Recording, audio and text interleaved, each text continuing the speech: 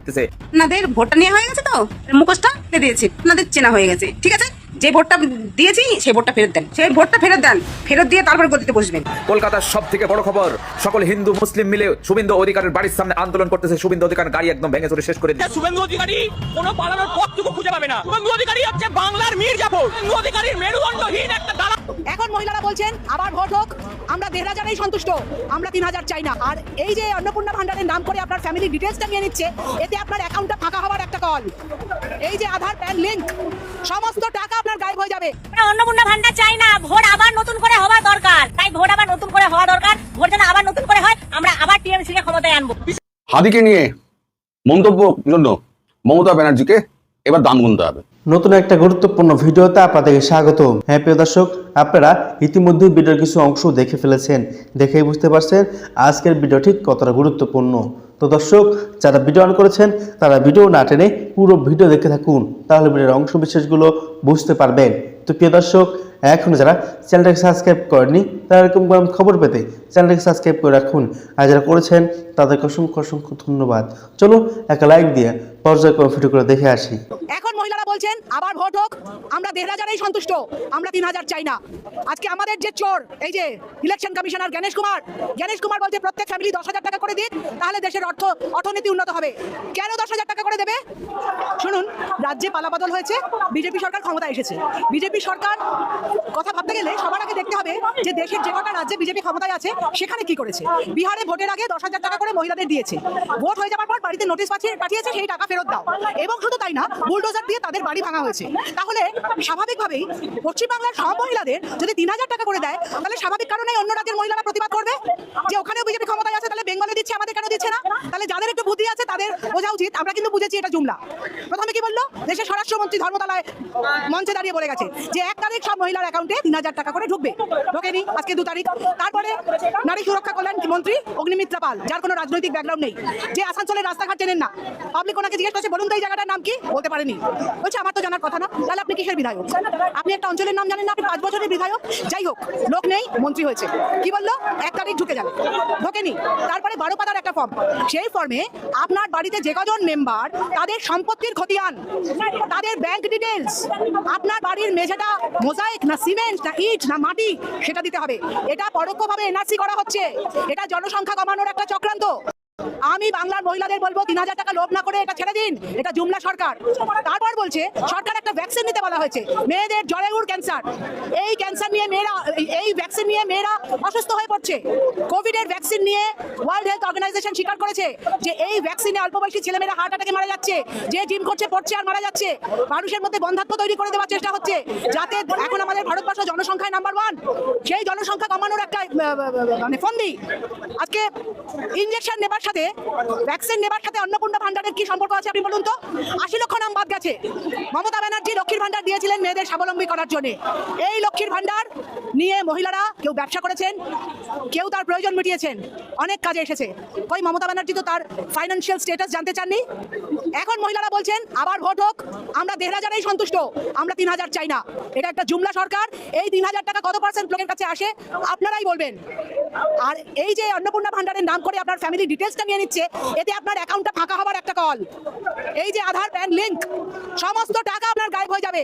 আজকে আমাদের যে চোর, এই যে ইলেকশন কমিশনার গণেশ কুমার বলছে প্রত্যেক ফ্যামিলি ১০,০০০ টাকা করে দিক, তাহলে দেশের অর্থনীতি উন্নত হবে। কেন ১০,০০০ টাকা করে দেবে? একটা লোক মাথার ঘাম পায়ে ফেলে রোজগার করেছে, ৩,০০০ টাকা দিয়ে আপনি মূর্তি করেছেন। ১৪০ কোটি মানুষের অ্যাকাউন্টে ১ কোটি টাকা করে দিন না। ৩,০০০ টাকা দিয়ে মূর্তি তৈরি না করে ৩,০০০ কোটি টাকা দিয়ে, তাহলে ১ কোটি টাকা করে যদি ১৪০ কোটি টাকার অ্যাকাউন্টে যদি দেয়, তাহলেই তো হয়ে যায়। তাহলে কেন সাধারণ মানুষ ১০,০০০ টাকা করে দেবে, তারপর দেশের অর্থনীতির হাল ফেরাবে? দেশে প্রায় ৬,০০০ লক্ষ কোটি টাকা দেনা। হাদিকে নিয়ে মন্তব্যের জন্য মমতা ব্যানার্জিকে এবার দাম গুনতে হবে। কারণ তার যে এই মন্তব্য, সেই মন্তব্যে পুরো বাংলাদেশ উত্তাল হয়ে গিয়েছে, যেটা উনি চাইছিলেন। অর্থাৎ ভারতকে কাঠগড়ায় তুলে দিয়ে তিনি বিতর্ক আরো বাড়িয়ে দিলেন। ভারতবর্ষের পক্ষে এটা একটা অস্বস্তিকর। ফলে এবার কেন্দ্র সরকার মমতা বন্দ্যোপাধ্যায়ের বিরুদ্ধে একটা পদক্ষেপ নিতে চলেছে। যা শোনা যাচ্ছে যে এসটিএফ এর নাম করে, এসটিএফই তো অ্যারেস্ট করেছিল, উনি নিজে স্বীকার করেছেন। তো সে সময় তো ছিল তার আন্ডারে এসটিএফ, এখন তো আর তার আন্ডারে নেই। এখন জামানা বদলে গেছে। এখন বিজেপির মুখ্যমন্ত্রী শুভেন্দু অধিকারীর অধীনে এসটিএফ, তার সরকার, এসটিএফই সম্ভবত একটা স্বতঃপ্রণোদিতভাবে মামলা করতে চলেছে তার নামে।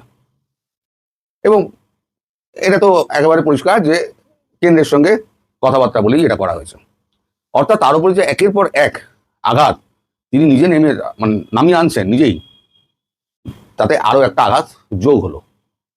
এক তো তিনি আঘাতে আঘাতে জর্জরিত, নানান রকম দুর্নীতি সরকার গত 15 বছরের সরকার চালাতে গিয়ে সে বালি চুরি, চাকরি চুরি, কয়লা চুরি, জমি চুরি, তারপরে নানান ধরনের প্রকল্পের নাম, কেন্দ্রের প্রকল্প, সেগুলোকে নিজের প্রকল্প বলে টাকা আত্মসাৎ, 100 দিনের কাজের টাকা আত্মসাৎ, তারপর লক্ষ্মী ভাণ্ডারের টাকার নামে হচ্ছে একেবারে কি বলে অর্থের জলাঞ্জলি, তারপর ভুতুরে ক্লাবের নাম করে সমস্ত সরকারি টাকা বিলোনোর মাধ্যমে টাকা আত্মসাৎ, এই সমস্ত মামলা তো তার রয়েছেই। শেষ পর্যন্ত যেটাতে উনি মহাফাঁসান ফেসেছিলেন তা হচ্ছে আইপ্যাক মামলায়। আইপ্যাক যে তার যেটা ছিল বেসরকারি সংস্থা ছিল আইপ্যাক, যাকে দিয়ে তিনি এই ভোটের কাজকর্ম করাতেন, তাদের কাছে প্রচুর বিতর্কিত মালপত্র ছিল, কাগজপত্র।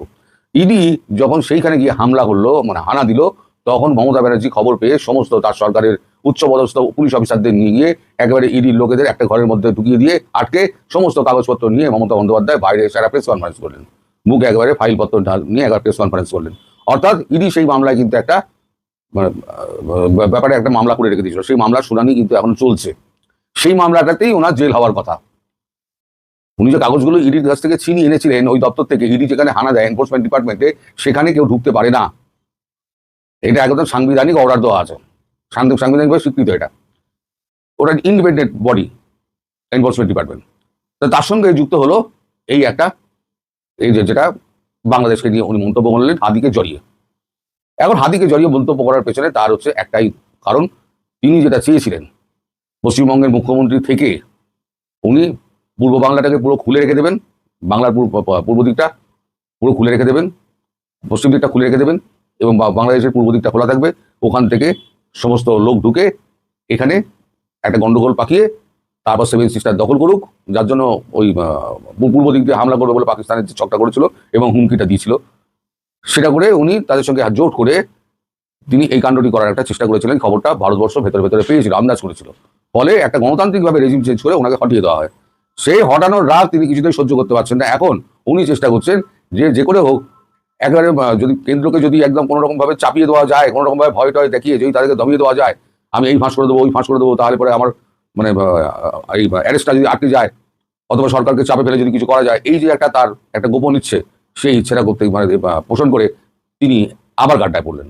এবারে আরও একটা বড় ধাক্কা উনি খাবেন, সেটা হচ্ছে এই বাংলাদেশ নিয়ে তিনি যে কথাটা বললেন, এই কথাটার জন্য তাকে চরম মূল্য দিতে হবে। কেন্দ্র সরকার তো ছেড়ে দেবে না, আর অমিত শাহ তো ছাড়ার পাত্র নয়। উনি অমিত শাহের নাম তুলে বলেছেন মোটা ভাই, গুজরাটিতে মোটা ভাই বড়দাকে বলে গুজরাটিতে মোটা ভাই। তা মোটা ভাইয়ের নাম করে উনি বলেছেন, তা মোটা ভাই তো ছেড়ে দেবেন না।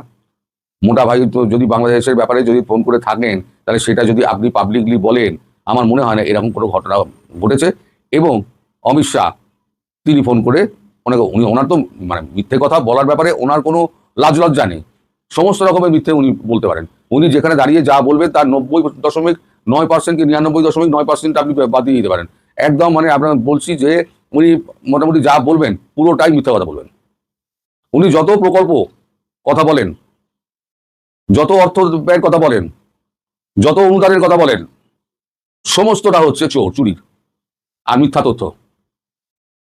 35,000 যুবক যারা চাকরি করছিল, সৎভাবে চাকরি পেয়েছিল, চাকরি করছিল, অসৎভাবে এত লোককে ঢুকিয়ে দিয়ে এসএসসিতে সমস্ত জিনিসটাই ঘেটে দিয়েছে। সরকার যখন বললো যে আপনারা যারা অরিজিনাল যে লিস্টটা আছে, যারা সত্যিকারের পাস করে তাদের লিস্টটা যদি আপনি দেন, তাহলে পরে আমি বাদ দিতে পারি, আর অসৎভাবে যারা চাকরি পেয়েছে তাদের লিস্টটা আপনি আলাদা করে দিন, তাহলে পরে আমরা আলাদা করে দিতে পারি। উনি তা করলেন না, উনি সব একেবারে জট পাকিয়ে গিয়ে হাইকোর্টের টেবিলে ফেললেন। তো প্রিয় দর্শক, আশা করি পুরো ভিডিও দেখেছেন। দেখে হয়তো আপনার মন্তব্য থাকতে পারে, মন্তব্য থাকলে কমেন্ট বক্সে জানিয়ে দিন। দেখা হবে, কথা হবে পরবর্তী কোনো ভিডিওতে।